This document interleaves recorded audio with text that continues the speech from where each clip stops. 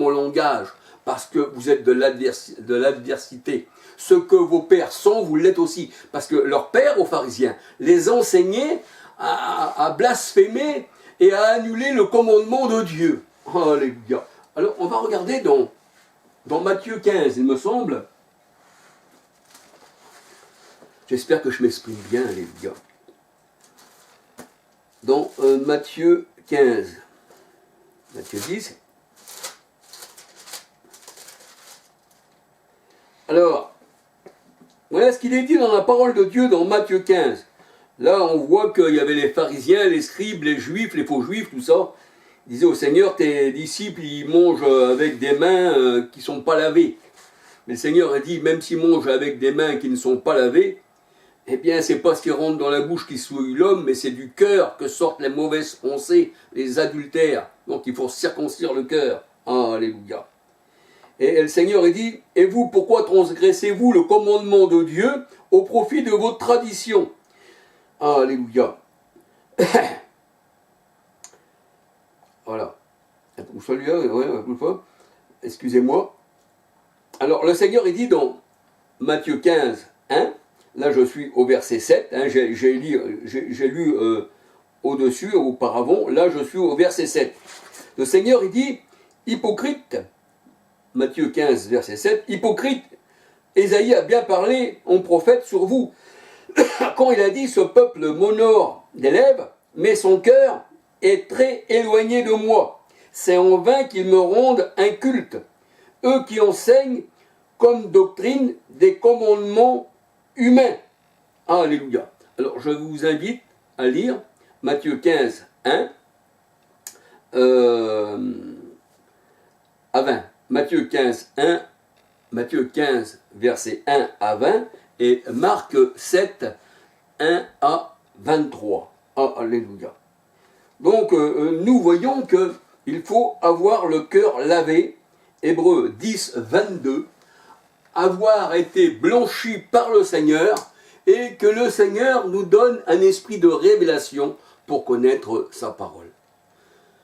Alors, ce que je dis, c'est que cet homme, eh bien, s'il est destiné à la vie éternelle, malgré qu'aujourd'hui il blasphème le nom du Seigneur et qu'il ne comprend pas la parole de Dieu, parce que c'est spirituellement qu'on en juge, eh bien, si le Seigneur, il l'a élu avant la fondation du monde, il peut être comme Saul de Tarse, qui martyrisait l'Église, qui ne comprenait rien, et quand il était dans les religieux, parmi les religieux, eh bien le Seigneur, il l'a enlevé des religieux, et lui a dit, Saul, parce que Paul il s'appelait Saul au départ, Saul, tu me persécutes. Quand on persécute un chrétien, on persécute aussi le Seigneur. Alléluia. Parce que l'Église, c'est un corps.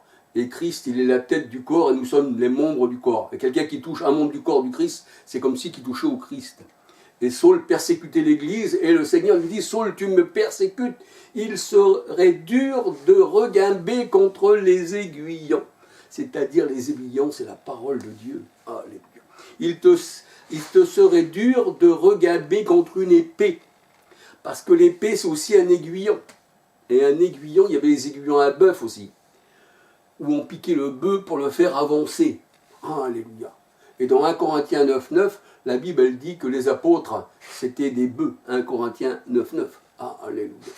Donc, nous voyons que la parole de Dieu, elle est spirituelle. Alléluia.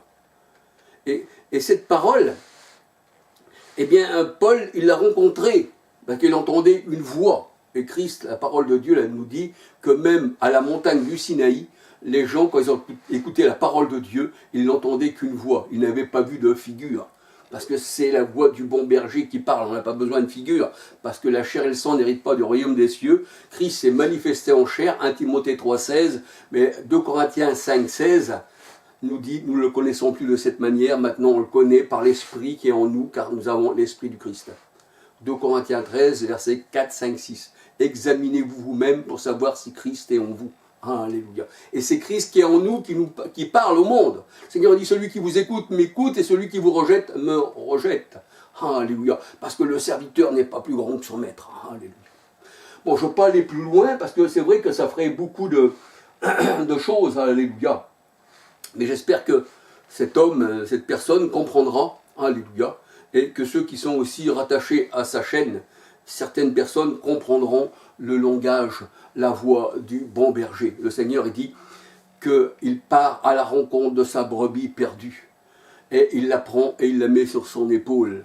Le Seigneur dit, mon fils qui était perdu, voici, il est retrouvé, il était mort et il a passé à la vie.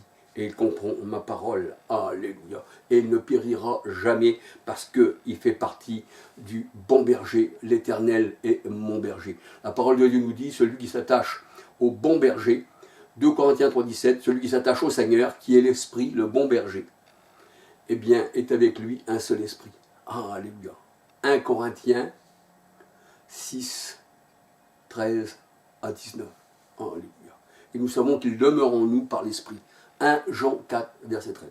Que le Seigneur vous bénisse, qu'il bénisse aussi cet homme, alléluia, et ceux qui regardent cette chaîne, alléluia. J'espère que je me suis bien exprimé, alléluia. Gloire au Seigneur, alléluia. Prochaine vidéo, et un petit bonjour à tous, et que le Seigneur vous bénisse, alléluia.